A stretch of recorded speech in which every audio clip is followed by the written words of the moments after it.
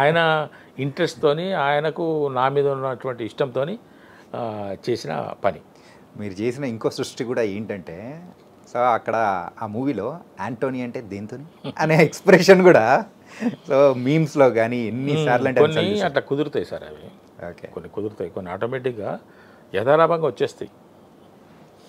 ఈ బలగం మూవీ టైంలో కూడా సో ఆ నారాయణ పాత్రకి మిమ్మల్ని వద్దు అని కూడా అన్నారని విన్నాము. ఇది ఎంతవరకు నిజం? నేను కూడా విన్నాను. హ్మ్. నేను కూడా విన్నాను. అయితే ఈ బలగం పాత్రకు కూడా ఈ పిట్టకథలే లింకు. ఓహ్! ఓకే. ఓకే. డీజే టిల్లుకు ఏ విధంగానైతే పిట్టకథలు చూసి తరుణ్ భాస్కర్ గారు మురళీధర్ గారిని తీసుకోమని చెప్పారో, హ్మ్. వేణు ఒకరోజు ఆ పిట్టకథలు చూస్తూ ఈ ఎపిసోడ్ చూసి హ్మ్. నేను ఎప్పుడైనా ఈ సినిమా చేస్తే ఈ సినిమాలో అల్లుడు క్యారెక్టర్కి ఇతన్నే తీసుకుంటా అని వేణు అనుకున్నాడని నాకు తర్వాత తెలిసింది. బలగం సినిమా చేస్తున్న సందర్భంగా తెలిసింది. హ్మ్. ఆ విధంగా కూడా అది పిట్టకథలే కారణం. అండ్ ఈ బలగం మూవీలో కూడా ఆ బంధం అనుబంధం అనేది కూడా మీరు చేసిన సీరియల్ అనుబంధాలు కూడా వదలలేదేమో ఆ జయరాం గారితో. సో ఇక్కడ బావబామర్ది క్యారెక్టర్ బలగంలో చేయడం అంటే మీరిద్దరికి ఒక ప్రత్యేక అనుబంధం ఉంది కదా సార్? ఫ్రెండ్షిప్ కానీ ఏం లేదు. ఫ్రెండ్షిప్ కూడా లేదు సార్? పరిచయం ఉన్నది అంతేగా, ఫ్రెండ్షిప్ ఏం లేదు.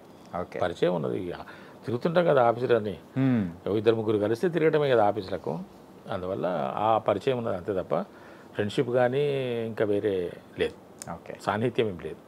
ఈ సందర్భంగా నేను సరే ఈ ఇంటర్వ్యూ మళ్ళీ మనం మర్చిపోతామేమో, నేను ఈ రోజున ఈ మాత్రం కొంచెం పేరు తెచ్చుకొని సినిమా రంగంలో మురళీధర్ గౌడ్ అనే ఒక నటుడు ఒక బాలకృష్ణ గారితో చేయటము, ఒకడు వెంకటేష్ బాబు గారితో చేయటం అనేది నాకైతే గొప్ప విషయం, మరవలేని విషయం, మర్చిపోలేని విషయం. ఓకే.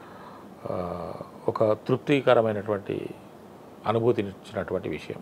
దీనికి ఈ రోజున నేను ఈ విధంగా ఉండడానికి కారణం, నేను గుర్తుంచుకునే వ్యక్తులు ఇప్పటికీ ఈ రోజున ఉన్నప్పటికీ ఒక ముగ్గురు. ఓకే.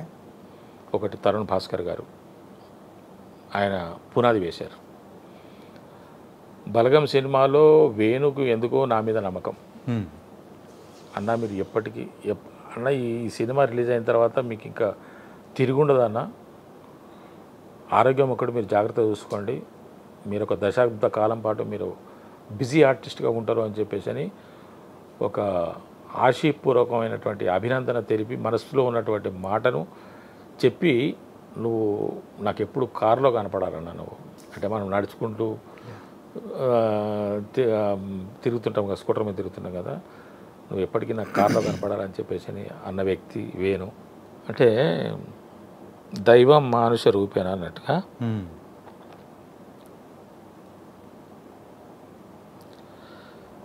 ఒక మనిషి ఎదుగుదలకు కొంతమంది కారణమవుతారు.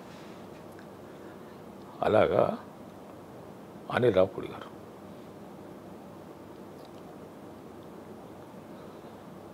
ఎందుకో కానీ అనిల్ గారి పేరు చెప్తున్న టైంలో కూడా ఎమోషనల్ అవుతున్నారు.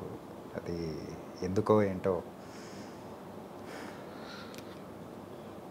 అసలు మీ లైఫ్లో ముగ్గురు ఇంపార్టెంట్ అని చెప్పేసి ఆ ముగ్గురు గురించి చెప్పారు, కానీ అనిల్ రావుపూడి గారి పేరు వచ్చినప్పుడు మాత్రం చాలా ఎమోషనల్ అయిపోయారు. ఇప్పటికీ ఆ కంటి తడి అనేది కూడా ఉంది.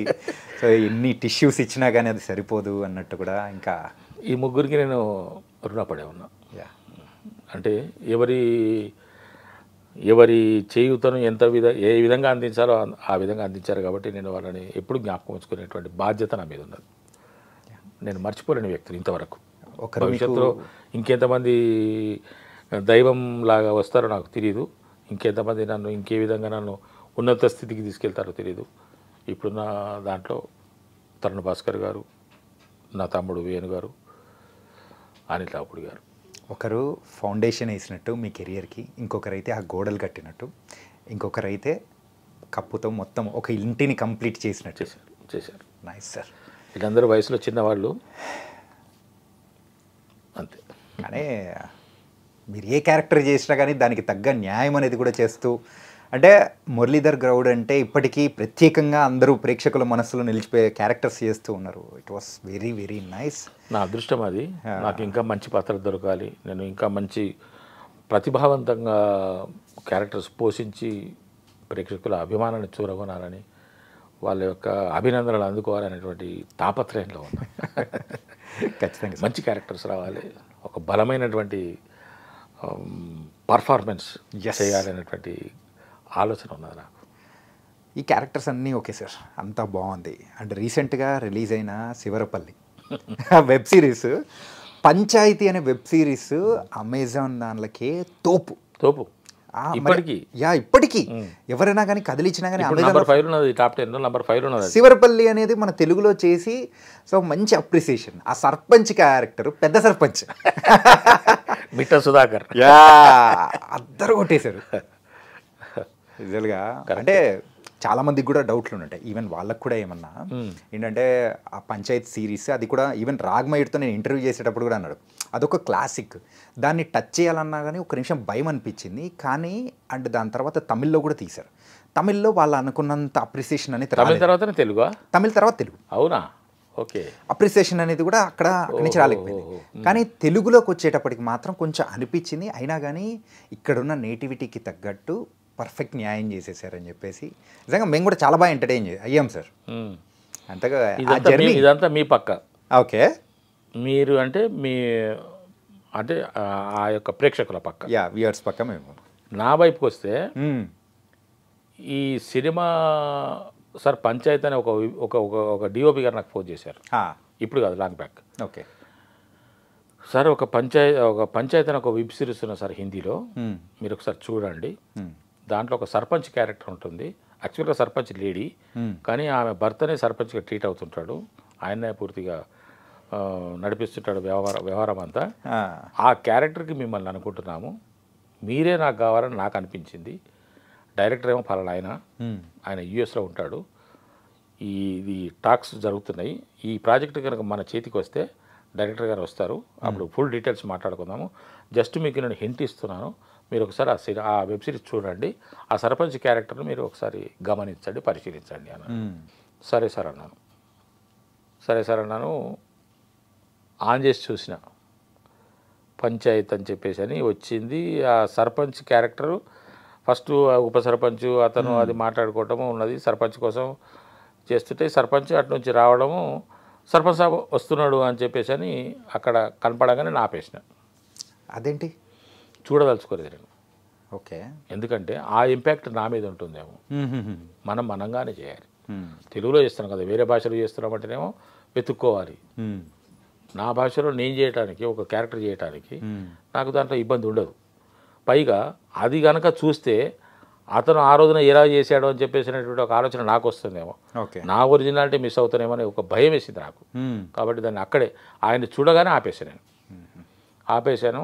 ఇంకా ఈ ప్రోగ్రామ్ మీరు నుంచి షిఫ్ట్ అయిపోయింది అది ఉత్తరాంధ్రకి వెళ్ళిపోయింది ఆ project. Okay, back drop Telangana కాకుండా ఉత్తరాంధ్రకి వెళ్ళిపోయి వాళ్ళు అక్కడ వెతుకోవడము చేసుకోవడం జరిగింది. నా మిత్రుడికి ఒకరికి సర్పంచ్ క్యారెక్టర్ అని అనుకున్నారు. ఆ మిత్రుడు నాకు ఫోన్ చేసి మేము మాట్లాడుకున్న సందర్భంలో ఏం చేస్తున్నారంటే నేను అన్న ఇట్లా పంచాయతీ తెలుగులో చేస్తున్నారు, నేను చేస్తున్నాను సర్పంచ్. అదేంటి నాకు అది చెప్పింది అంటే తెలంగాణలో చెప్తే నీకు చెప్పారు, ఉత్తరాంధ్రలో నాకు చెప్పారని ఆయన అన్నాడు. సర్లే పోన్లే, అయితే ప్రాజెక్ట్ అటు షిఫ్ట్ అయినట్టున్నది అని అనుకున్నాను. ఆ తర్వాత మళ్ళీ అది ఇటు వచ్చేసింది. ఇటు వచ్చి ఇక్కడ ఇంకో 2-3 దర్శకులు మారినట్టున్నారు. చివరికి భాస్కర్ దగ్గరికి వచ్చిన తర్వాత వాళ్ళు నాకు కాల్ చేశారు. కాల్ చేసి ఇట్లా సర్పంచ్ క్యారెక్టర్ సార్ ఇట్లా అని అంటే, అదేంటంటే నాకు వేరే వాళ్ళుగా చెప్పింది అని అంటే ఇట్లా జరిగిందని తెలిసి నేను ఎక్కడ కూడా తొట్టుపాటు పడలేదు. ఇప్పుడు ఆ శివరపల్లి మిమ్మల్ని ఎంత ఆకట్టుకుంటుందో, మిమ్మల్ని ఎంతగా ఆనందింపజేస్తుందో నాకు తెలియదు, కానీ నేను మాత్రం ఆ శివరపల్లిలో సర్పంచ్ క్యారెక్టర్ చేయడానికి ఎటువంటి తొట్టుపాటు పడలేదు. నాకు ఎటువంటి దాని మీద ఆలోచన కూడా లేదు నాకు. నా దూరంలో నేను చేసుకుంటూ వెళ్ళిపోయాను. సర్పంచ్ అంటే ఇలాగ ఉండాలి, ఇది నాకు అర్థమైన విషయమే అని చెప్పేసి చేసుకుంటూ వెళ్ళిపోయాను. కానీ చాలామంది దాన్ని చాలా అప్రిషియేట్ చేస్తున్నారు. సార్ మంచి కాఫీ తాగుతున్నాం కాబట్టి, ఓకే కాఫీనేనా లేకపోతే మందలవట్లేదా సార్? కళ్ళు ఎప్పుడో ఒకసారి మా ఊరికి వెళ్తే కూడా నేను కళ్ళు తెప్పించుకొని తాగుతాను. అంటే మేము గౌడ్స్ కదా, ఇక అంతా మన వాళ్ళే ఉంటారు కాబట్టి తెమ్మంటే 1 గ్లాసు 2 గ్లాసులు అంతే. ఎప్పుడైనా అవుట్డోర్ షూటింగ్కి వెళ్తే కూడా నేను ఎక్కువ మన వాళ్ళందరూ మందుల మీద కూర్చొని తాగుతుంటే నేను కళ్ళుకు ప్రిఫర్ చేస్తాను. ఓకే, దొరికితే ఒకసారి కళ్ళు నీరను తెప్పించండి తాగుతానంటాను. ఆ విధంగా అంతే తప్ప ఈ నాకు అలవాట్లేదు. Okay okay. ఎందుకంటే యూజువల్గా ఇక్కడున్న నార్మల్ ట్రెడిషన్ ప్రకారము సో అలవాటు అనేది కూడా ఉంటుందేమో అని చెప్పేసి ఉద్దేశంతో అప్పుడప్పుడు అనిపిస్తుంది చేసుకుందాం మనం కూడా అలవాటని, కానీ కానీ మరి ఈ సిగరెట్ అలవాటు కూడా నాకు ఒకప్పుడు కాల్చేవాడిని అప్పుడప్పుడు. ఇప్పుడు లేదు, అది కూడా లేదు. ఇప్పుడు ఎప్పుడైనా సినిమాకు సందర్భించి అవసరం పడితే ఒక బీటో సిగరెట్ కాల్చారు సార్ అంటే కాలుస్తారు. ఓకే. మరి దావత్ అంటే ఏం చేసుకుంటారు సార్? అది కూడా లేదు నాకు, మాంసాహారం తక్కువ అస్సలు దాదాపు అవాయిడ్ చేసేసింది దాన్ని. ఎప్పుడో ఒకసారి అంతే, ఇష్టం కూడా ఉండదు నాకు తినాలని. ఓకే. అండ్ శివరపల్లిలో మీరు చేసిన క్యారెక్టరైజేషన్ కొంచెం సెటిల్డ్గా అట్లా అనిపిస్తుంది, కాకపోతే ఇంకా కొంచెం ఎక్స్పెక్ట్ చేయొచ్చేమో అని కూడా అనిపిస్తుంది. ఉండే అవకాశం ఉండే కానీ వాళ్ళు కొన్ని లిమిటేషన్స్ పెట్టారు.